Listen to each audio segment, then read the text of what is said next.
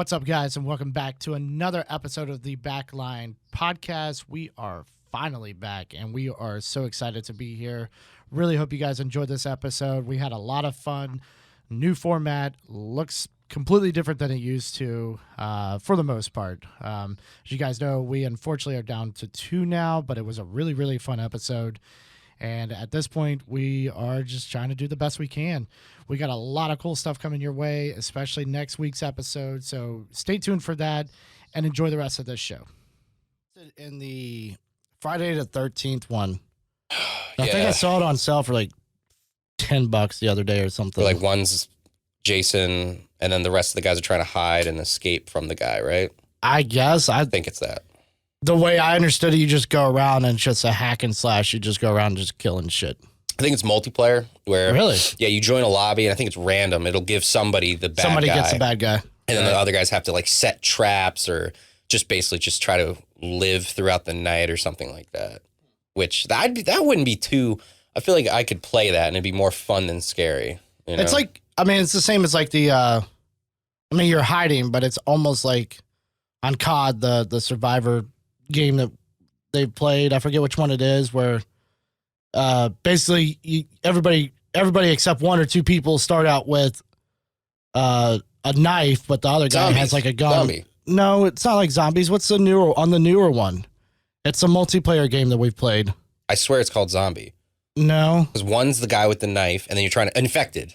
That's it. Sorry. Yes. Yeah. I guess that's the same fucking thing as zombies then. Yeah. You just don't look like a zombie. You look like your everyday average soldier. Yeah, but it's the concept of the game. Duh. Cool. So, yeah, it's just us now. So, and then number 2. Yep. Yeah. So, anybody watching this, Daniel has moved on. He's still alive, but he has moved on to Georgia and hopefully doing bigger and better things, I guess. I haven't really talked to him. You haven't talked to him since he moved? Yeah, once or twice. He's been super busy with setting everything up, and they didn't even have internet yet, so I guess he can't watch any of the episodes. Well, he should have internet by the time we put this out. I mean, it seems like the right move for him, like why not? Yeah. At that point. I think we all would. I would. Single bachelor. Mm-hmm. Get the hell out of this area. Why the fuck not? Yeah. But yeah, so he's gone. So we are coming back finally with some episodes. For starters, we have a special episode coming out the week after you see this, which was really, really fun for us to do, and definitely different. So we're excited about that one. For us, 4th of July was yesterday, so this is going to be a week dated back after something rather... I can't do math. Where are we at? Or, something like that. So 4th of July happened a little bit ago. By the time you see this, and that was fun. So yeah, I had family and shit over. That was really, really nice. It's actually really relaxing. Thanks to the bachelor party, we got some chairs and shit and fire pit and everything set up. So I was just ready to roll to just have a good relaxing time. Did you use my tables or my table? We did not. Somebody looked, it was like, oh, he's got tables if we want to do something. I'm like, nah, dude. Nah, it's Nico's table. You should definitely get that today. Don't forget it. I think that's what it is.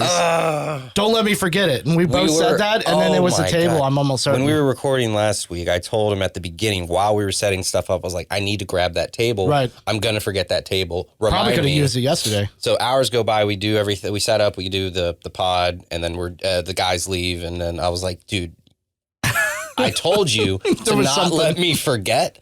But now I don't remember what it was. And we were just like looking around, like, because so much had happened. We had so many people in here, and it was just a different kind of thing. And it's for first time being in person for months, and there was just too much happening that we just got like a little wiped. Yeah. And our RAM card was just fucking sizzling. That had to have been what it was. Yeah. Definitely that. Like, don't let me forget that table. And of course, it's pitch black outside. We're not thinking about going to the back of my house to grab a black table. Yeah. Please don't let me, Billy, don't let me forget. I will do my best. Maybe the viewers can help out and say, don't forget the table. Was Josh here? Because we're definitely doing this live. Yeah, he was here. Ooh. He was here. He was playing some Beersby with me. He kicked my ass 3 times in a row, dude. Well, you're bad. Never mind. No, actually, I was pretty good. But Are you sure? the first time it was like warming up, and then it was like, all right, and I think it was a little closer, and then he just kind of took off, and it was we played to like 10. I think it was like 10-9 or something like that. Yeah, and then, warmed up. Then we ate, and then that was where I fucked up. What? Because I was just full of food. Oh, yeah. I'm hot. I've been drinking all day. You're digesting. And I'm trying to digest food and then run and chase after a Frisbee because it's just 1v1. It's not like 2v2 like it should be. Yeah. So I'm chasing it. And we were pretty good at both agreeing that, like, hey, this is out of bounds. That was way too fucking low. What was that kind of thing? But it was rough.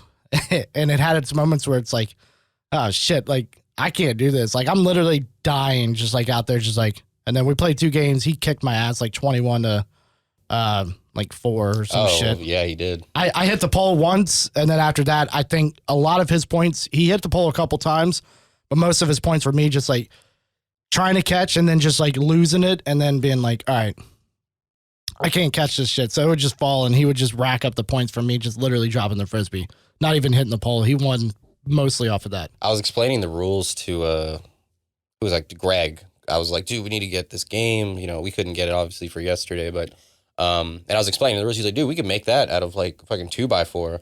I was like, or you can buy the $35 set and it's done. You know, those people that just need to like, oh, we can just make that. I'm like, it's gonna suck. I felt the same way. So the first time I actually played it, somebody had made it, but it was out of PVC pipe. Okay. So you just get the length of the PVC pipe, and you know, because that's just a hacksaw, you can cut right through that. Yeah. Cut it into 2 even lengths, and then cap it with like a flat cap. But I sat in Lowe's for probably with Lauren for an hour last year, looking for just the cap. I got the pipe is there, it's ready to roll, but the cap that will have a beer bottle not topple off because of different writing or shit on it, I could not find it. But that's how I had played it originally, and then we use actual beer bottles instead of the one that comes with this. Yeah. But it's the same thing. But this one is a little easier in a way because the poles are obviously much skinnier than a PVC pipe. So you would instantly you hit that pole, that bottle is coming down. But I think that's the way it's supposed to be. Correct. You know, whereas the PVC pipe, it's going to have a little bit more resistance, obviously, and then that bottle may not come down. But yeah, it's definitely a fun game. And I think at first most people are like, ugh, like, just play cornhole or something, but then you start playing, it's like, holy shit. Then you're exercising. It looks fucking stupid. It does. I've watched people play it, and I've never tried it. I'm like, that game sucks. And then we played it. I was like, this is the best thing I've ever done. Like, I love playing golf. I can't watch golf for shit. I get annoyed. Right. I think at the bachelor party, it was fun watching because we were all just kind of drunk and stupid and competitive. So it was fun watching. Competitive. We were really splitting fucking little pubic hairs about like, doesn't count, over the line, above the line. All right, set new boundaries. This doesn't work. And then Wade lost his mind when you iced him, which I didn't realize he was so upset until I went back and I watched some of the footage. I iced him? Did I? You iced him. Oh, shit. And I swore I wasn't going to do that, and I guess I did. Fucking did it. And he was so mad. He was just like, he was on his knees, just like chugging and then fucking flicking you off. It was so great. He was so pissed. Like, no, fuck you, because you fucking iced me. I'm like, whoa, dude. I feel so bad. He's usually so calm and collected. That's $40 for this bottle bash game, dude. Don't high five me, you iced me. Fucking buy it. I definitely think it's worth it. It's very fun. Yeah. So we had a good time with that yesterday, just hanging out, did the fireworks and shit. So what time did you guys all finish up? We went from roughly 3:30 to I think everybody left around like 10, between 9:30 and like 11. Oh, that's not terrible. I thought you guys would be up way later. Dude, I was so at around 11:30, I was just done. And Greg was gonna stay the night, which is fine. And I was like, I gotta go to bed, dude. Like that sun it was like 96 degrees. Yeah, that's about the time we finished up. And Lauren and I were sitting out on the couch, and I had checked my phone on Discord. I was like, I'm kind of bored. I wonder if Nico's like up playing some games or something. And no, you were away. So I was like, either they're still partying or he's just done. I didn't get any sleep the night before either. So I didn't take a nap that day. I was like, I'm just going to be outside. I'm going to be awake because all my friends will be over and we'll be eating and having fun. And then as soon as all that wore off, I just like hit a wall. I was like, yep, it's time. Well, tight. So we're back. I've got a couple of things I want to talk about. Kind of bring back an old episode. I guess it was probably it's been a while. since we've done this. So I think it's going to be about a month and a half in between our last episode and this. Yeah. Roughly. Time is flying by, and I didn't think we would need that long, but it has definitely helped. It's been a little bit more relaxing. We're coming back in a different way this time where we're not going to rush anything. So I'm cool with that. But a while back we had talked about Kurt Cobain's acoustic guitar from a set that sold for $1 million, over $1 million or something like that. Right. You remember that? Yes. So to kind of cap on that, they're selling more. So there is a pedal called a Boss DS1. Most likely these things are less than $100. I don't know if they even make these anymore. And my apologies to anybody that's like, ooh, they fucking do. Sorry. I don't think they do. And quite honestly, they're like it's kind of just entry level distortion pedals. So I guess Kurt Cobain's tone was, instead of letting your amp do the saturation for you and really getting that high gain distortion going on, he ran through a clean section of, I forget what amp, and then basically fucking used this distortion pedal as his overdrive kind of channel, his high gain channel. So his recently battered, I mean, this thing's beat to fucking hell. Battered fucking DS1 pedal. I want to guess how much that sold for. Now remember, I just said they're about $100 or less, brand new, if you could still get them, because it's a Boss pedal. They're all about the same damn price.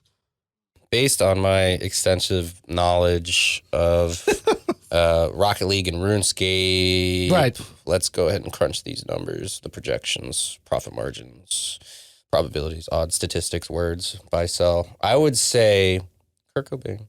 What, like, because the guitar went for a fucking $1 million. Yeah, I lied, actually. I'm seeing here it actually went for over $6 million. What? Yeah. $6 million for, it's a Martin D18, and it was the acoustic he played at the Unplugged series. So I had mentioned in the last episode too, the Unplugged series was actually tight. That was like when MTV was still halfway decent. It's not even electric. This one might be, it says D18E, so You guitarists it might be an acoustic electric, but yeah, it sold for over $6 million. You guitar enthusiasts need to chill the fuck out. $6 million. So his pedal, dude, let's go. Because that's important. Because that's Nirvana's. I would never pay that. All right, so I am seeing here real quick. So Okay. luckily, this article actually has links to them. The pedal's $50, brand new. You can get it on Sweetwater right now for $50. All right, I'm gonna guess fucking $100K. No, that's a little overshoot, but I like where you're looking. okay. Based on the guitar, that's seems solely based on the good. guitar. Yeah. Just over 85. Okay. No, you're way over. I'm sorry. Million. I apologize. Yes. $9,000 for a $50 That's pedal. still okay. If you didn't tell me the thing about the guitar being sold for that much, I would have never guessed $9,000 ever. $9,000 again. Beat to hell. I'll show you the picture real quick. Let's see it. Got tape and shit all on That it. looks stupid. Cool. Yep. That literally, I feel like everyone buys that, right? Like when you're first getting into guitar. It's one, I didn't own one. I owned everybody's favorite Metal Zone, which was one of, it depends on who you talk to, but 90% of people tell you it was the worst sounding distortion pedal ever, but we all had it. We all loved it. You cannot deny that. Everybody would say, oh, I never liked bullshit. Everybody fucking liked that pedal and thought it was the coolest fucking thing ever, because it would give you like, almost like that dime bag, like super high gain, super high tight distortion, just, you know, like yeah. it was a mess, but we all had it. I even, one of the guys at the bachelor party actually had mine. I had still technically owned it, but I think he lost it. I let him borrow it because I let him borrow an amp and stuff like that. It's probably gone now, but Metal Zone. Metal Zone, Boss Metal Zone. Did it have like super edgy font on it? No. It That's was surprising. basic as Boss font, but it had like, so the thing was it had like super high mids on it that you could just crank and it would just give you this like just crazy over the top high gain tone. It would literally cut through everything, but everybody fucking used it. I remember first band I ever played, I played through this like Marshall like little combo thing that was kind of a tight fucking little combo setup. And I played clean channel on that and then ran my fucking Metal Zone through it. And that was my high gain shit. Just when I'm ready to crank it, just like, because I'm one of those guys who, writes super intricate shit, of course, so I just got my clean intro and then just stomp on that fucking pedal and roll, dude. It was tight. That sounds like equivalent, that pedal, that entry level pedal sounds equivalent to like every drummer at some point had a Z bell that they put upside down on their ride cymbal. Yeah. Just to get that like right before a breakdown. Ding! Is it a breakdown without that though? Well, back in 2009, no, definitely not in 2009. No way. Speaking of MTV, Beavis and Butthead's coming back. Like as a show, like not reruns or it's like coming back. New What? shows. Here's my issue with it. Beavis, it's coming back for Gen Z. Gen Z is. So what kind of music is that going to be? What?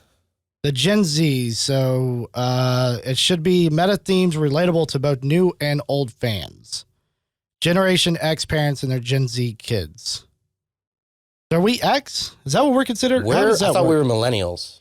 Right. So where does the Gen Z is after us, I would imagine. So they're the guys that are in like between 2000s? like 18 and 26 or something. Yeah, probably. Oh fuck, I can never keep track of these stupid fucking things. I don't know. But so they're gonna try to appeal to everybody that watched Beavis and Butthead as a kid and new adults. It for new adults. So I mean, one of the things was, you know, I remember as a kid, my dad would even like tape it. He would have like jobs where he was like out late, so he would have my mom like tape the Beavis and Butthead shows, like because it played like old Metallica like music videos and shit like that on it. It was cool as shit to see, and then it was also a funny fucking adultish cartoon. They did like commentary over it, right? Right. Yeah. Look at her boobs. Yeah. Oh, that shit rocks. I would only watch that. Like the show itself, I don't know why I didn't get into it. I don't know if I was too young or didn't quite get what was so funny about it. Maybe I like, what's his name? The guy who made King of the Hill? That's his shit, right? Mike Judge. That's his. Yeah. Beavis and Butthead is his creation. I like King of the Hill. It's pretty dry, but the Beavis and Butthead, I think it was too on the nose, fucking ridiculous for me. Real high school shit right there, huh? Yeah, like I liked Rocko's Modern Life. I did not like Ren and Stimpy. There's a big difference. Right. They were both ridiculous, but one was a little more on the nose, kind of outrageous than the other. Yeah, so I think I liked it a lot, but it was that thing too. Like honestly, while I enjoyed the show, I did skip a lot. I remember like skipping with these VHS tapes that were just there. I would skip to the music video. Like it's almost like, I don't know if they did it because we were a little younger at the time, but I don't know if they did it like some of the other like later MTV shows, like were premiering the newest music video, or if it was, I think that's how it was. Like I'm a band, I've got this new video coming out, Beavis and Butthead are going to throw it on there because I think, I could be wrong, but who the fuck is asking for Beavis and Butthead? It was a popular ass show though. I know. This is a way to get your video out there. People are going to be watching it and they're going to be like, oh, fuck yeah. Okay. But it was also like a clip. So it wasn't like the full video from what I remember. I don't think they played like, because you get like, yeah. It was and then it would flash back and forth. Yeah. And then it'd be like, that was fucking tight. No, it was definitely a clip. It was not the whole music video. Shut up, Beavis. I don't think that sounded more like was that from Tiger King? Hold up, no. Who's Butthead? That one. The one is shut up. I don't know. I mean that's cool, I guess, but like I'd more want like what was an MTV? Bring back Cribs. Bring back West Coast Customs, you know? Oh man. Let me see how many TVs we can get into this fucking, Nissan, you know? I don't want to see, I want original MTV programming that wasn't garbage, like reality shows. Before it went to reality, just like, yeah. I actually did enjoy Cribs because they even would have, like, it wasn't just like flashy rappers, because we know rappers make fuck tons of money, but they would have like, back then, at least like 90s, early 2000s rock made some decent money. So they would have like, unfortunately, like the lead singer of Godsmack. That's one that's for some reason coming to my head right now. They would show his house, but it was a tight ass fucking house. Remember when they did Chris Pontius and he lived in his truck? I feel like I did, but this is my house. It was just his truck because they weren't getting paid shit for that show. Oh my god, dude, the best Cribs. Go back and look it up. I don't remember what year it was, but it was the Yin Yang Twins in their like fucking peak. I don't remember the episode, but I know I've seen it because that sounds familiar. It's just like some crazy fucking episode of it. I think a few years ago, I rediscovered it on YouTube, and I got so enamored with it, and it was so funny that I had to make a 60-second highlight clip. It's on my Instagram. Go to my Instagram, I'm just like scroll Cribs. down, and it's Yin Yang Twins in like 2004 doing Cribs, and they are just doing exactly what they do on the albums. They're just like hyping each other up. Every time somebody says something, the other's just going, hey. And it's just like, this is just a camera crew, dude. We're not like recording like music right now. Oh, man. Bring back Cribs, please. Bring back Cribs. Make Cribs great again. Beavis and Butthead. Oh, dude, fun fact. Went to do some errands yesterday. Decided to stop at GameStop to get an Xbox controller because Allison shit the bed because those things break in a year and a half. And, oh, do you have an Xbox controller? No one was in there. It's one fucking, this is a manager, poor guy. He's just in there by himself. And, you have an Xbox controller? Oh, we just sold our last one. I was like, what the fuck? I was upset. I was like, all right, well, you get your shipment on Tuesday. I'll call you Tuesday. Oh, real quick. When was the last time you saw a Nintendo Switch? I was just like sarcastic joking. He's like, we actually have one in the back right now. Oh, shit. And me and Allison just like looked at each other. We're like, fucking now. Wow. Right now, dude. We've been looking for that thing for months. And I just randomly asked a manager, when was the last time you had a Switch? And he has one. Oh, so boosted. Fucking got that. Got the stupid insurance for no reason. Got the Nintendo Live account.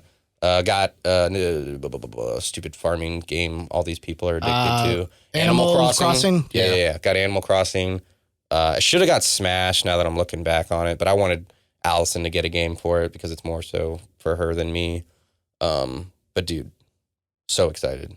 Congrats. To fucking break that. I hated it, but why'd you hate? Why?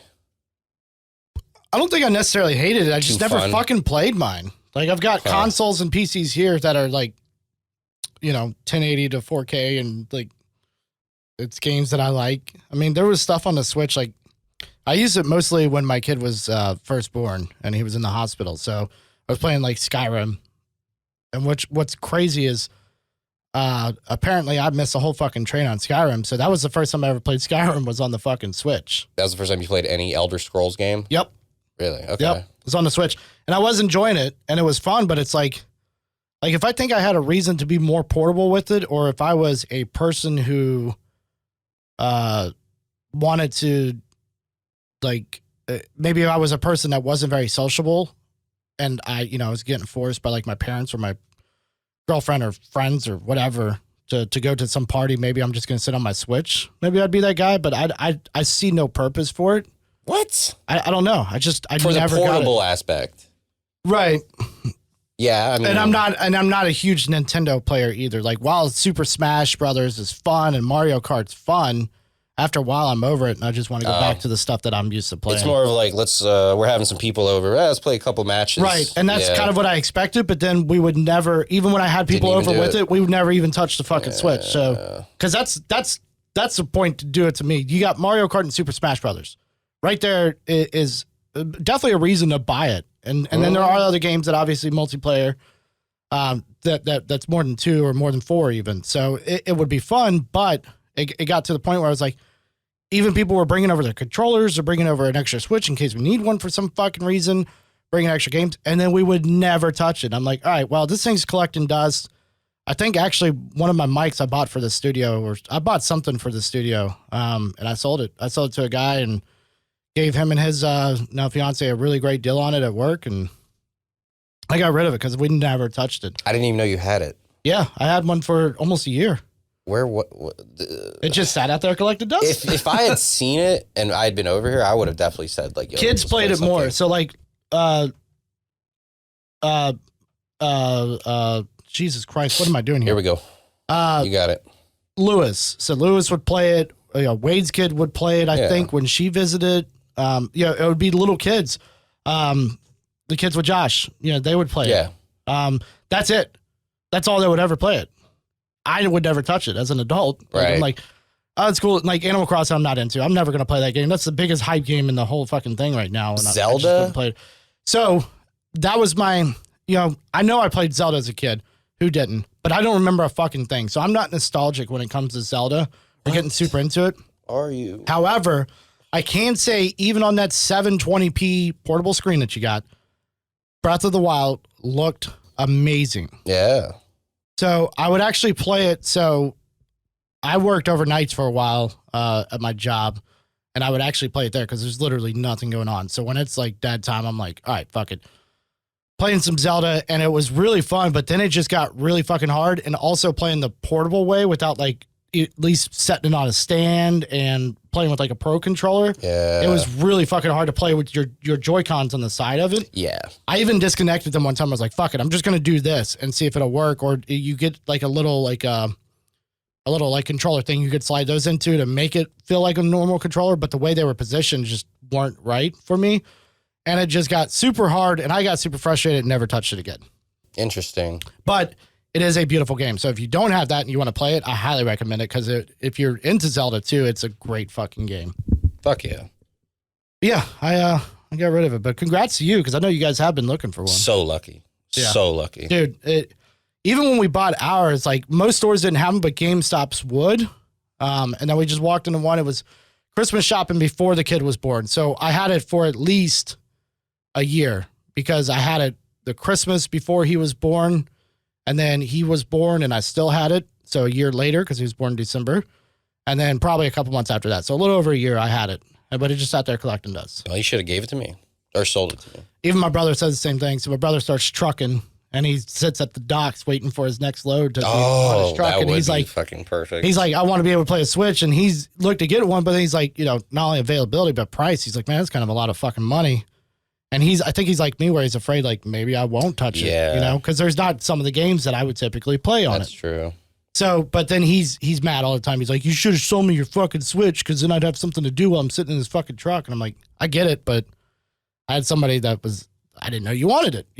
Everybody's like, you should have sold it to me. I didn't know you wanted a Switch. I had somebody that I knew that wanted the Switch. Well, I had to buy it brand new, and it came way too late. But let's give it up for Nintendo for milking the same characters for 35 fucking years. Let's give it up for them. Do something new. I know it's great, but Jesus Christ. Doing a great job. Did you know that Ailstorm was a thing? Do you remember Ailstorm, the band?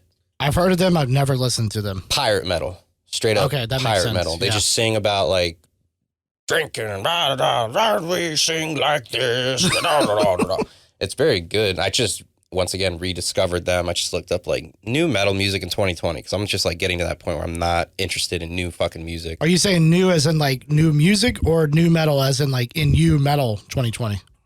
No, not NU metal, not anything like that. Because we know Korn is your favorite band. But no Korn, no Puddle of Mud, no Stained. I don't think Stained was new. Whatever, more like shit garage rock. Yeah, was Stained. My mom was obsessed with that band, but no, Ailstorm.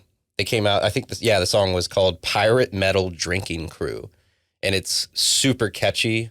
And like and it's just laid back. They're just talking about like, oh, we drink and we have fun and let's have a good time. And it's just like chill music that isn't like, it doesn't have a ton of meaning to it. It's not like a super like go fuck yourself kind of band, like some like Attila's maybe known for doing that kind of a thing. Right. They don't have a bunch of attitude. They're just literally just writing fun pirate metal. It's super fun and chill, and I was excited about that. But I thought they were doing that like fucking over 10 years ago, like well over 10 years ago. And then I was like, is Ailstorm still around? Bam. And they just dropped an album like a month ago. There's a specific crowd that a lot of that stuff and Stained and a lot of those guys will still get like put into that whole cycle of shit. But there's like, I swear there's like a Spotify or even if you're for some reason still a Pandora user, like a playlist that just plays a lot of it, and it comes kind of in that territory of like almost dad rock, but then you could kind of branch some of that stuff out and be like, this is actually kind of decent, but there's people that only want to listen to butt rock, and that's going to be a part of that playlist kind of thing. And that's all they listen to. Right. Like, right. Every time I see my brother Jake, he just gives me shit that we shit on Disturbed. He's like, well, we know you don't like my music. I'm like, dude, it was a throwaway comment. He's like, no, you guys were talking about it for a while. I'm like, no, I don't think it was that long. I don't even remember that. I don't remember that either. Did we talk about The Sound of Silence or something one time? Why did Disturbed ever come up? It wasn't even a band or album review. It was just, I think we just would never brought 'em review up. a Disturbed album because they're terrible. clip that. Yeah, exactly. No, I don't know, but it's like, but he's like, my brother's a great example because he's not like a musician or anything. But he's been listening to the same music like for years, like the exact same albums. Yeah. And he'll always not just like listen. They're in his rotation. It's not like, I used to listen to this song years ago. I haven't heard it in years. It's just like he still is actively listening to it. And I don't want to, there's nothing wrong with that, but I feel like I just get like stuck, creatively, even if it's just me jamming or whatever. Like I want to keep on getting new influences in. Yeah. I mean, you kind of have to. That's why, even lately, I've been listening to Yacht Rock, the playlist on Spotify, and it's all just old 80s rock. Can you give me an example of an artist? Yacht Rock. Yeah, so Journey's going to be one of them for sure. Of course, obviously. Actually, that makes sense. But at this point, I only know songs. So, like, one of my favorites that comes up on it is like, everybody wants to rule the world. Toto, Africa. Yeah, okay. Shit like that. And it's just a playlist of all shit like that. God, Pat's going to kill me on this one. Just sounds like... Who's the two? Hall & Oates, big stuff like that. Yeah. So it's all music like that and just older, like just chill shit. Like, sing-along, easy listening kind of tunes. And I fucking love it. That's all I played all day yesterday. Not a single metal song crossed my fucking playlist yesterday. The dad transformation is continuing. I guess so. You are becoming final form. This guy used to be like, turn that shit off. This pussy shit, dude. Fucking, it's not heavy. And now he's just admitting to playing Yacht Rock at his barbecue in his backyard. You know what we screwed up on? I just realized. A lot, yeah. We didn't do an album review for this episode. We were supposed to. Yeah, we got caught up with last week and the guys, and I think we just got out of our rhythm and shit. So no album review this week, but we will come up with something. We had one from them, I thought, but I don't remember who it is. Oh no, yeah, I got to go back and guys. listen to it. They definitely gave us a suggestion. Maybe we'll have to come up with one for this while we're talking, and then maybe it'll have to be a Disturbed album, and then we'll go back and we'll figure that out. But speaking of albums, do you remember a couple years? Actually, it's been a while. I wish I could remember the date. 2014, it looks like. 2014, there was this group of 3 young kids that were playing in the middle of like New York City. And they ended up getting signed because of basically they just kind of put themselves out and ended up getting like a $1.7 million contract from Sony for like 5 albums or something like that they were supposed to do. And I think they were like 13 or 14. They were called Unlocking the Truth. No. What? Unlocking the Truth. Was it what kind of music? Metal. It was like 3 young black kids. Sony? I didn't know Sony signs metal. They did it because they realized they could make a fuck ton of money off of them, possibly. I see a song from 2017. Yeah, so looks like they played Coachella. So it's like this big viral thing. Basically, they were a viral band of 3 young kids. Mm-hmm. And they ended up getting this big ass contract. So they've broken up at this point. They're kind of just out there. So they went this whole big thing. People thought they were going to blow up because they were viral as fuck on the internet. Sony again signs them to a $1.7 million deal, which again, I didn't even know Sony had a record label at this point. No clue. I don't know if they got like people underneath them, but they made headlines because Sony signed that contract. Yeah. Like, that's a big ass contract for 3 young kids. Mm-hmm. Who literally got discovered by having a viral video go around of them just playing in the middle of like New York City. Mm-hmm. So yeah, they broken up. 6 years. Oh, they recently broke up. Yeah, they recently broke up. I was like, so it looks like they weren't really doing anything. It looks like they dropped their manager and trying to reinvent themselves. Came back 2017 that you saw, and then turns out they quietly broke up. So that happened. Little viral band there. So that's a little bit of news for you. They kind of broke up and they're done. Yeah, it looks like Sony owns Sicko Entertainment. And wait a minute. Yeah, hold on. Legacy handles the archives of Sony Music owned labels: Columbia Records, Epic Records, RCA Records, J Records, Wyndham Hill. Is that right? Yeah, that's crazy. I mean, I would imagine a lot of these companies own so many. Yeah. Jesus. Without giving it away, the group we were with last week, so they're signed under a label, but then somebody else owns that label, and then somebody else probably owns that label. Right. Like it's just trickle down effect. Yeah, you're right. Like somebody else, maybe that's branched out into different genres, maybe. I don't know how that shit really works because I've never been a part of it, but maybe it's like, this, Sony probably, again, like you said, I didn't know they did metal, but maybe that label, there's like a sub-label under Sony that does do metal. Right. And they probably handled all of that, maybe. I don't know. That's unfortunate. It's like how Pepsi owns Nestle water. Right? Right. Is that right? No, Pepsi owns Aquafina. That's what I said. Aquafina. Yeah. Who the fuck does own Nestle? It's all garbage. It's probably Coke. Deer Park's the best. I think Coke does. Coke does Dasani, which is probably the worst out of the bunch. Dasani tastes like shit. Aluminum. It's something weird. There's a weird taste. Deer Park or Poland Springs, which is the same company. It depends on the region you're in. Yeah. That's probably hands down the best water out there, in my opinion. Fiji? Like, so some of those higher end waters are good, but you pay a premium with it. So for a standard price water, I think Deer Park takes the cake. You want to pay the premium. Like, honestly, there's one I keep seeing at 7-Eleven. It's called like something one. Can't remember. Core. Core. It's a weird bottle. It's got the weird big cap on it. That's actually really good fucking water. It's pretty good.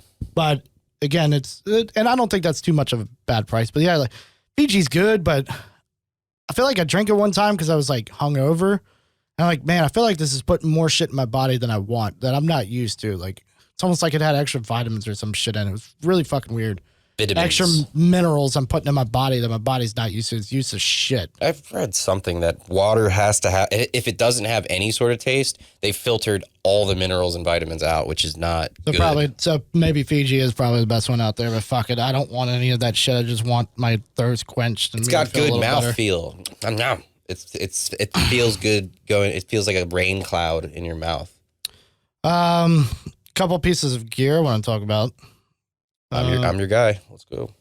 So Soldano, who is a pretty big amp company. Take two. Yeah, there we go. Yeah. They recently dropped a new amp. So they're made the shit. Can we talk today? Wait, me. So they're best known for their SLO 100. It's a high gain amp. You've never seen any of us with it because it's kind of like, I don't know much about them. And I hadn't really recently heard of them until the last like 5 years. So, all I knew growing up was like get a Mesa, get a Marshall, or a PV. And those are the big three. And then now there's all these like high end, like almost boutique amp companies or just making really awesome shit that I don't play on real amps anymore. But they came out with the SLO 30, which is a 30 watt,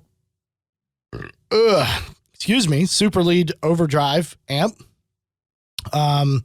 Pretty awesome. I got to hear Ola England does a demo of it, I believe, on his channel, and it sounds fucking incredible. So the new thing is if you're not going to buy the big amps and you're not going to buy the amp modelers, you buy the little lunchbox amps. So they're little tiny amps. Yeah. And I did a review on the channel for the Mark Tremonti MT15 one. But that was actually his signature that he came out with, but he just straight up like, this is what people want, lunchbox. So cool little amp, little new from Soldano there. This is $2,700. Am I looking at the right? Are you looking at the 30 watt one? The 30 watt. Oh, yep, $2,699. Jesus Christ. Yeah, so they're, like I said, super high end boutique amps. Like that's probably why you haven't seen anybody around here with one. Yeah, for a 30 watt head, but quite honestly, I mean, it's got 5 12AX7 preamps, which is almost the same as my Mesa triple rectifier had, and 2 6L6s, which my Mesa had like 8 fucking power tubes in it. But yeah, it's a pretty sick fucking amp. Why don't these fucking companies get crazy with how the amp looks? They all look the same.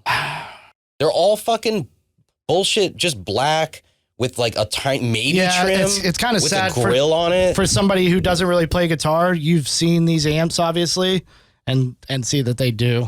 Everyone has, if you want to do anything, you have to custom make it to do. Who put the plexiglass? Dave. They removed the grill. Dave removed the grill on the PV6505. Put some lights or something? Yeah, put some little LEDs behind it. Why wouldn't you pay like $100 extra for that?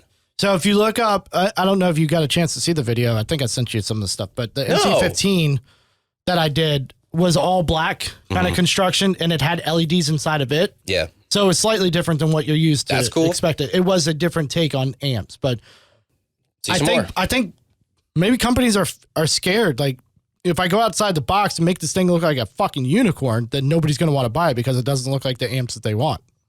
Maybe that could definitely be part of it. But I feel like you could, I don't know, like if I was like maybe it's not, if I was a new company, I would try to stand out as much as I could. The SLO 100 is also a very popular amp, especially in, you know, some of the bands you've listened to. It's a good chance that it's been on their album. And this amp is made to look like the SL 100. So there's not much they're going to want to change on it to make it still look like it's daddy. I'm not even talking about necessarily this amp, but like, right. Give me something cool, man. Give me an aesthetic, you know. With this kind of competition in the music industry, it's like I would expect branch something. out, yeah. I would expect something. Even some of the other amps, like a Friedman, so it's another high end amp, but it's basically a hot rodded Marshall company. They look kind of like a Marshall on like steroids or something. Like they just changed it up and made it look modern, but it still has that Marshall-y feel to it. And it's like nobody wants to change it up, I guess. Or let's get real crazy. Let's see a Soldano amp Roseanne Barr compilation. I want to see like this, exactly what we're looking at, but like flannel. That's the Roseanne Barr, okay, right? And then maybe like you turn it on and it does her stupid laugh. That's at the end. That's Jesus. At the end of the intro, yeah. Let's get weird, man. Oh, I want to buy some weird shit. I don't know about that. That's why people aren't making amps like that. Yeah, this fucking amp sucks. I want a Roseanne Barr fucking amp. Dude, it's so bad. Jesus Christ. You want to see something weird? Yeah. How about a weird ass guitar? So Yeah. BC Rich is a guitar company known for their edgy looks, very metal. When you were a child, at least if you were me, you wanted a BC Rich like Warlock, which was just the standard BC Rich out there that, you know, everybody wanted to have because it looked edgy, it looked metal as fuck. That's what you wanted as a kid. And then you realize they actually were terrible fucking guitars. Super headstock and neck heavy to where it would just fucking slip down. Yeah, so I had a BC Rich back in the day. It was a Virgo, I think it was called. It was like a variation of a Warlock. But apparently BC Rich made a guitar entirely out of pipes and it sold for nearly $20,000. So I'm going to show this to you. We'll put this. You talking PVC? We're talking crack? We're talking metal pipes. Oh, okay. We'll put this picture in the video for you guys. But yeah, that's an odd looking fucking guitar. And then somebody paid $20,000 for it. They look like almost like exhaust pipes. Yes. Right? Kind of like exhaust pipes. So maybe like a gearhead, like a car guy or something. Yeah, but $20,000? No, that sucks. Yeah, that sucks. Why? I mean, okay, so I was just talking about some weird shit. Yeah, cool. Yeah. I appreciate that. That sucks, though. It's out there, right? I like the effort. I hate the follow through a lot. I hate it. And that's what happens when you try to do too much. That's true. Straying from the path.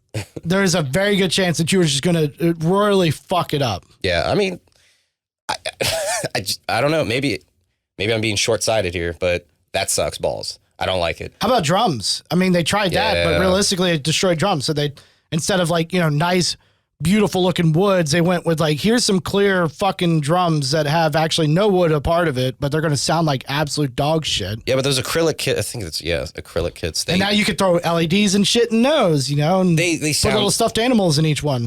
But to be fair, yes, it looks different, but it also gives a different tone. I don't love the tone, but that's just my shitty ear. Right. Like those green, didn't somebody have like a neon, like green, clear acrylic set? I feel like a Warped Tour, one of the bands did. Oh, yeah, it's acrylic, but it has a color to it. But it was a green tint. Transparent. Right, right. Yeah. God, that was awful. Yeah, it's too much for me. Like, I don't need to see the inside of the drum. What's the point, really? There's nothing fucking there. I mean, I know it gives a different visual, but I'm not terribly obsessed. As long as it's clean, you don't.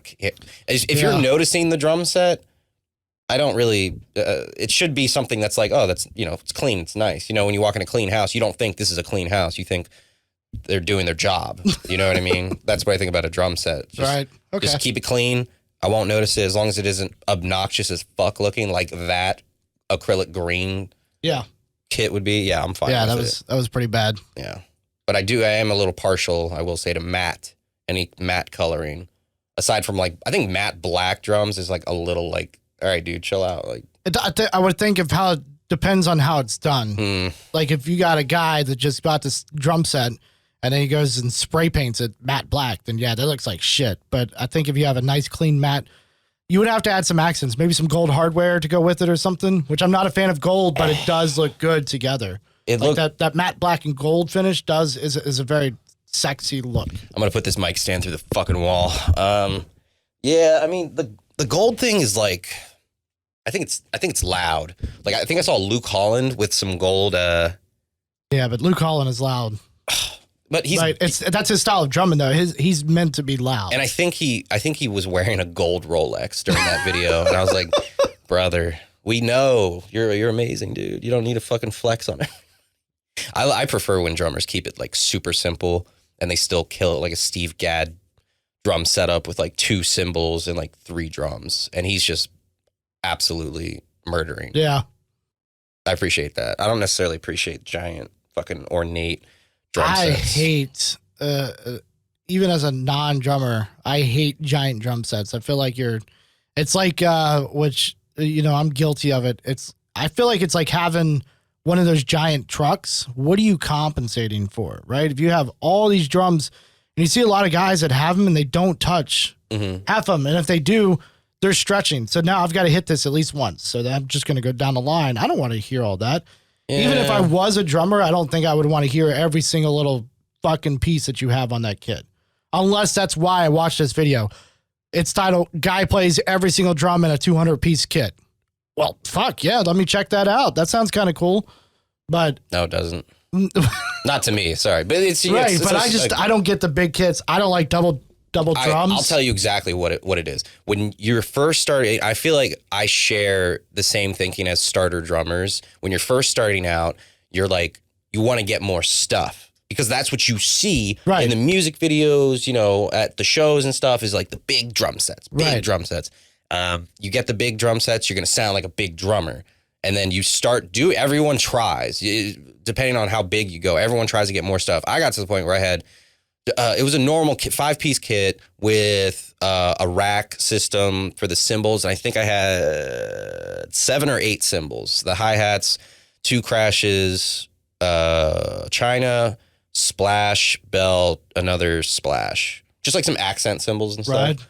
Ride, yes. Yeah. So maybe more than 8, but either way, that's a lot. I mean, to me, that's a lot because I'm very simplistic and minimalistic when it comes to that stuff. But then I just got to a point where I'm like, I don't need more stuff, because then you see, oh, no, I know what happens. You get to the point where you're now seeing drummers with these big drum sets and you have experience now and they're not playing as well as you remember them playing. Right. Now you're just about as good as them, or you can replicate as much as they can play. And then you're like turned off by it at that point.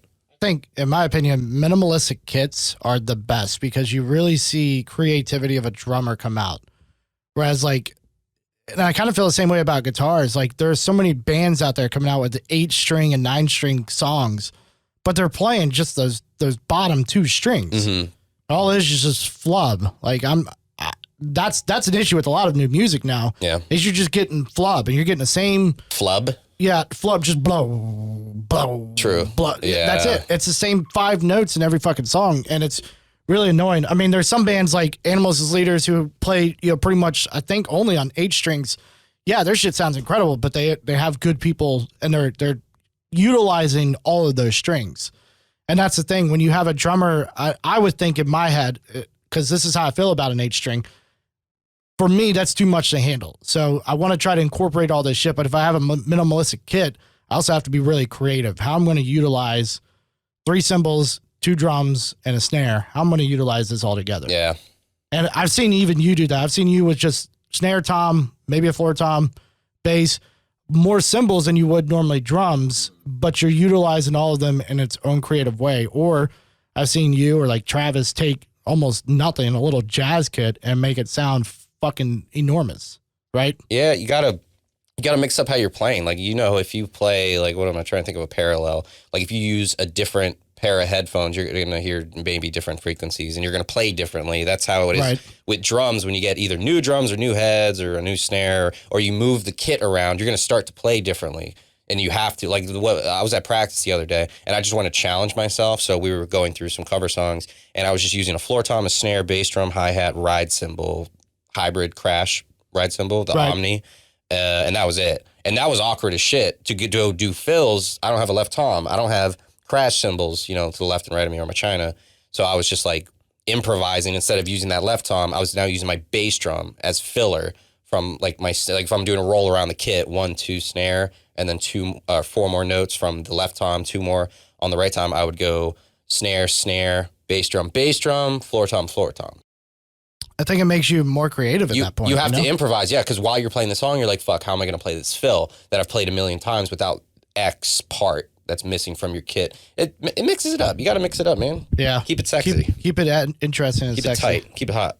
Speaking of keep it interesting and sexy, were you a fan of the Howard Jones era Kill Switch Engage? Howard Jones was the guy who replaced the original guy? Right, which is now replaced again by the original guy. It's like the last I heard about that. 6 years of Kill Switch Engage is back to the original vocals. I thought Howard Jones was fantastic. Dude, it was some of my favorite. That's how I got into like this metalcore, like screaming stuff. Actually, Wade played an integral part in me getting into the type of music that I'm into. Like I had my Slayer, Pantera kind of stuff. Wasn't really ever the biggest Slayer fan. Sorry, people. I know that's an unpopular opinion, but like Pantera, who doesn't like them? And I started to get in that stuff because, again, I grew up on the grunge and then that fucking 2000s new metal bullshit that I still love. Korn, awesome, right? Anyways. So I really got in, and Kill Switch Engage was the band that really like set me into this whole new chapter of my music life, right? They're the best. And I love the Howard Jones era shit. So recently he's made some appearances. He's even on a newer track of Kill Switch Engage. Him and Jesse sharing the vocals. And then if there were live shows, he would be out there sometimes doing at least the End of Heartache with them, which was, obviously one of the favorite songs that they played. But now apparently Howard Jones is teaming up with Jarrett Dines. So YouTube sensation Jarrett Dines. Okay. Jesus. From what Jarrett Dines says, sounds like Howard era Kill Switch Engage. And he said, we're sitting on 7 songs. What do you guys think? So I am dying to hear if that shit comes out.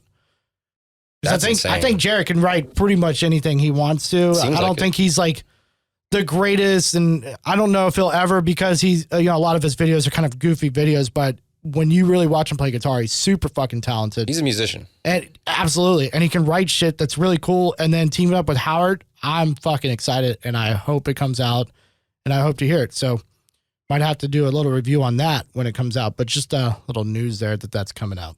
That's litty. Fucking yes. How does Howard, that must have, I feel like Jared Dines is around our age. Yeah. That must have I don't care how big you are. Like if Howard Jones is talking to you and you grew up with that shit, like in middle school, high school, dude. I would freak out. That's awesome. I want to say Jared might be like a few years older than us, but I'm thinking like mid-30s. Mid-30s? Yeah, I'm not sure. His hairline would say mid-40s. Well, my hairline would say I'm 50 or 60, but That's very I'm true. 30, so.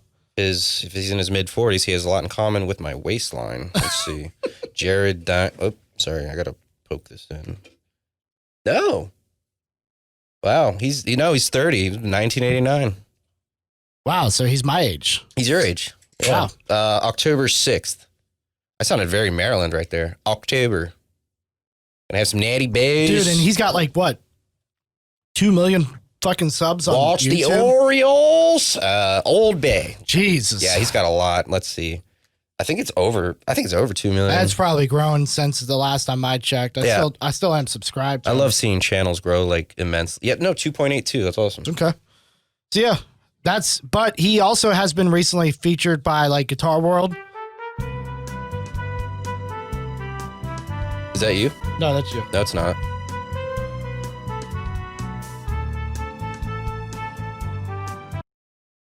Yeah. Did you pause it? Yes. Yeah. Well, thanks for the interruption. Where were we? Jared Dines, something or another. Playing. He's born October. October. Dude, I have no idea what I was saying. Jamie, play that tape again. Look that up. Look up what I was just saying on this recorded footage. Can we pretend like we have an assistant? Dude, he's off camera, right? Yeah, he's right over there. Name is Yellow Banana Boat. Yeah, the camera's definitely not against the wall. This is a big room. Yeah. This room goes for quite some time. So if you guys hear a little bit of echo, it's really hard to cut out. You know, I traded just this section of the giant hall that we're in. Camera's not right there. Camera's not against the wall in this closet. Oh, man. But so, yeah, all right, well, I have no idea what I was saying, so I'm pretty fucking excited about that. Got my transmission fixed. Oh, good. Yeah, I mean, it's good depending on who you're talking to. If you're talking to the place that fixed it, it's very good. Very good for business. Not so good for your boy's pocket. Got the wedding coming up in April, and I just fucking, I mean, we don't make a ton of money, but we have enough to pay for the wedding, obviously. Right. And we don't want help from either family. We don't want to have anybody feel pressured to monetarily contribute to anything, so we're taking care of it. But $4,000, I'm sorry, I don't care who you are. That's a hit in your savings account when the shit's coming up in the spring. Yeah. So do you get like some type of warranty on that, I hope? But like, hey, if the shit starts acting exactly the same, do I get to come back? Well, that's why year kind of thing. We went with this shop because everyone in the area takes all their shit to them. Like every business, if they have a transmission issue, they all take their shit to there, and they give you a 2-year warranty. So I'm like, I can't really lose, going through this. And they chart $4,000 is like bad, but for a brand new transmission for that car was $4,100, and then labor. You know what I mean? Right. So yeah, I mean, I guess it makes sense. They didn't. I don't think they've owned me. I guess we'll find out. But it's driving fine now, and they actually filled up the coolant or whatever the fuck, the cold air. You know what I'm talking about? No. What the fuck? No. How your AC has like some sort of they recharge your AC refrigerant there. That's what. Okay. I said that. Yeah. Cool. All right. So they fill up my coolant. Your coolant would go in your radiator. I said. I was a little confused. I said they work hard, guys. They filled up the coolant, high octane. I look at engines and I'm just like, oil. Is that where the gas goes? Do I just snap this thing on? Just hitting it with it's got spark plugs and I'm shit. hitting the block with a hammer. I was like, am I tightening it or what? Well, that's good, man. I'm glad it's fixed. You drive that today? No, fuck no. Not chancing it. Dude, the 3-cylinder Mirage gets so much mileage. I can't. Yeah. I love it. The problem is it goes 0 to 30 in 10 seconds. Like, it's so slow. On the pickup, it's just people are behind me losing their shit because this little fucking AAA battery car is not moving. I'm like, dude, I'm trying to go up this hill, dude. Big old truck boys fucking hate me. I need tint on that son of a bitch. Yeah, so they can't see you. So bad, yeah. I think there's people, there's definitely a couple places. I've dated up my brother. Somebody does it for like $100 around here and does a good job. You get all your shit in it. Like a drop-by person? He'll just like come to you? I think you got to go to his shop, but it's closer to you. Oh, you made it sound like he had like a... No. Okay. Like it's legit still, sort of, but Horizon Devices. So I've got my Precision Drive on a desk over here. So it's a company by Misha Mansour. The guys at MXR, which is a huge pedal company, actually make the pedals for them. And a couple other awesome dudes that are all involved in this company have brought out a few pedals. So they brought out the Precision Drive, was their first one. They brought out a small form factor called the Nano Attack. The Precision Drive. So what the Precision Drive is basically an overdrive you put in front of the amp. Really helps tighten up the low end of a guitar. What? Yep. I'm fucking listening. Okay. Tightens up the low end of the guitar. Really makes it help, cut, sound great. I fucking love it. Love my Precision Drive. They came out with a little preamp that has some of those tightening functions on there as well. I don't need it because I have the Kemper or other stuff in the computer. Maybe something I'll pick up one day just to have, but no absolutely necessary need for it. So coming up on this Tuesday, which by the time this comes out, it'll be a week after, I believe. So the week after this, or when this comes out, it had already been out for a week. Let's say that. Yes. Okay. So they are coming out with a new pedal called the Horizon Devices Flux Echo, which is a delay and reverb pedal kind of all in one. It looks super simplistic, and so what they do with a lot of these pedals, they kind of let fans or people in the Horizon Devices community, once you buy a pedal, you get accepted into this little Facebook community, and then you can ask all your questions away. How the fuck do I work my shit? Whatever. So they sent out to everybody like a little survey a couple years ago. They've been working on this pedal for 2 years, asking like, what kind of functions do you want? What kind of colors are you looking at? And I am so fucking happy to see that they chose like this fucking like lilac purple color for this fucking pedal. I'll show you here.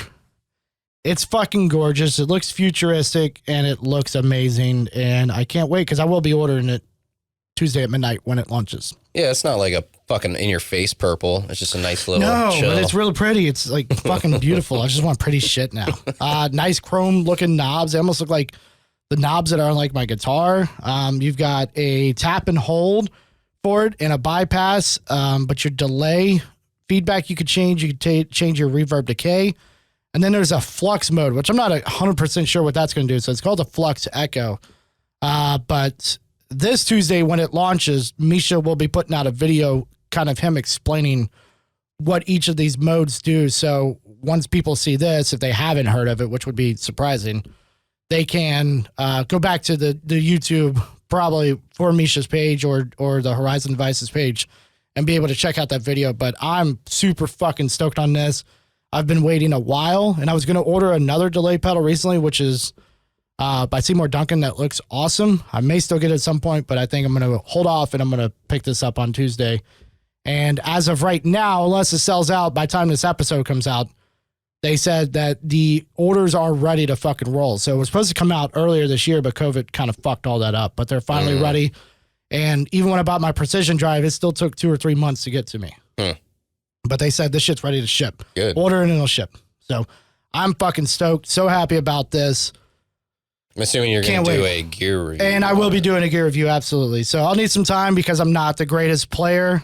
But I've been practicing a little bit with the more recent gear reviews and playing around with some shit. So I'm excited. And I'll be able to make some cool sounds with it and put something out. So probably, I might have to put it out as soon as possible. We'll see what happens. The wife got a little mad today because I was straight up like, hey, just let you know, I'm going to be spending $200 on Tuesday on a fucking pedal that, So I'm getting it Tuesday and I'm so fucking excited about it. She's not happy, but whatever. Well, you got a lot of shows coming up, so she'll be happy once, it's for a reason. It's definitely not just sit on a shelf. Hey, speaking of shows, you guys are back to practicing now. Have you guys got anything lined up or just like getting back in the groove so when something does come up, you're ready to roll? Yeah, so the cover band, since all this crap with COVID happened, like we haven't been getting any fucking bookings because we're not exactly a tier 1 priority. Right. And plus a lot of places aren't even booking bands because half capacity, whatever. Right. So it's not even on my radar. I'm just trying to practice and stay frosty and just like work on shit I'm not good at still. But we just practiced the other day for the first time in months. And we do technically have a show in August in Ocean City at the Purple Moose. And oh shit, I forgot that was booked. Yeah, dude. That's like a Sunday, Monday show though or something like that? Yeah. Doubleheader Sunday, Monday from Starly. And we were hoping like if this goes well, at the time we got it booked, if this goes well, we can maybe become a part of Starly, because that's kind of what we've been shooting for. And now this all happens, and I'm like, I don't even know what the hell's going to happen anymore. But Larry, our bassist, can't play it. He made that clear months ago. So we have our friend Tony filling in, who actually filled in on drums for me when I fucked up my dates for the cruise ship last year. I thought I was getting back on one day. It became the next day. And then he filled in. So he's going to fill in on bass. And it was dope as fuck. Like I was really feeling it for like the first like 35 minutes. I was like, man, and I miss even songs I don't like to play. I was like, man, I miss playing. You're playing with other people. Oh, you feel the music come at you, dude. I feel the drum set. Like I've been using those electric kits, which is a great filler just to stay on your shit, and it's kind of fun. But acoustic drums, I just miss them so much, and it felt fucking great. And then about an hour in, I was like, all right, I'm over it. I can go home now. I'm tired of playing the Goo Goo Dolls and shit. But it was really cool, and it was great hanging out with the fellas, man. Like, I feel like with all this shit, we're gonna take. I hope we don't forget it.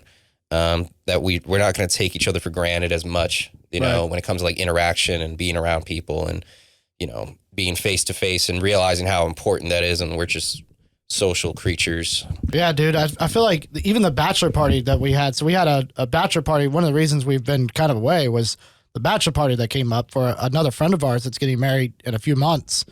And that was like a total reset for me. Just like interacting with other people other than just my immediate family. Mm-hmm. Seeing my friends, luckily through advances, we've got the webcams, we've got Discord, we've got all these ways to chat with people, but just face to face with people, giving them a little hug or something, man. It was so different, so great to finally get to be around people that weren't family. It was like a reset. I felt like a whole new person. It was like, man, life seems normal again. Yeah. Stress like reduced a little bit. I'm just hanging out. Normally with that, like, I get weird. It's like, man, I've been gone from my kid, my wife for so long. And not that I didn't miss them, a lot, but it just felt like I'm stress free. I was also at my house. So I think that helped that we held it here. Yeah, it did help. Yeah, yeah, for sure. For sure it helped. But there wasn't anything worrying me at the time. I was like, man, I've got all my friends here. This is tight as fuck. This is great. Yeah. And it was a great reset. And I felt normal, got into the office a couple times in the past couple weeks. So that was pretty tight. So yeah, I had a fucking, it was just nice just to be around people and shooting the shit and joking and laughing and not having to deal with latency or a camera or a fucking microphone or your fucking shitty computer, my shitty computer. But yeah, it was nice. And I feel like I need a nice little gathering like that. Like every few, like maybe twice a month or so. Like we did the bachelor party and then I just had the barbecue and I feel like I'm good right now. Right. Like after I leave today, cause like I'm over all this right here. Yeah. Yeah, I'm going to be good for like probably a week and a half, 2 weeks. Right. We'll hang out on a Wednesday night then. We always, that's our date night, dude. I was telling Lauren, I was like, yeah, Tuesday's our date night. Yeah. Yeah, that's true. Oh, we should maybe jam this Tuesday. Yes, I've been thinking about that a lot. Just like we got to figure that out. We have our shit hooked up to our interfaces to our computers. Yeah. Just hook up and riff it out. Maybe we'll have something, maybe not. And then, we'll play golf with friends and I'll win again. Did you win? I won the one time. You won the first time and then I warmed up. Yeah. I warmed up. You peaked and I warmed up.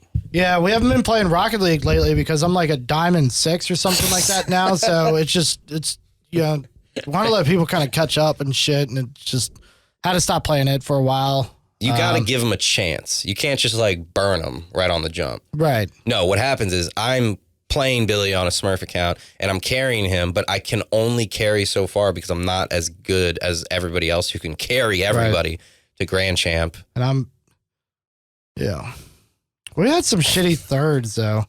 That last time we played, we had some shitty thirds. Because we're in Diamond. Yeah. They were so bad. That's one of the hardest things when you're in a low-ish rank is your teammates. They're so unpredictable that you have no clue what you're going to do next because you have no clue what your teammate's about to do. Album review. We forgot. No, because that was last week. We're all mixed up because we banked the episode. Yeah, we're kind of fucked up. So. No, this is our first one back. We haven't even seen each other yet. That's true. Hello again. So I'm going in blind on this album review, but I think it'll be good. Okay. Have you ever heard of a band called the Reverend Peyton's Big Damn Band? Where the fuck did you know? Okay. I listened to a podcast, and this guy's a really big fan of this band, and I started listening to him. I literally thought you just kind of sat here and was just like, find a random band name and let's fucking do it. No, because you've at least heard of something of this. I've wanted to listen to this album for a while now. Okay. But I just haven't. So this is a great opportunity. Cool. So it's a roots and country blues band, and they have, what is that thing called when you have the thing in front of you and you're going up and down? You would know. A guitar?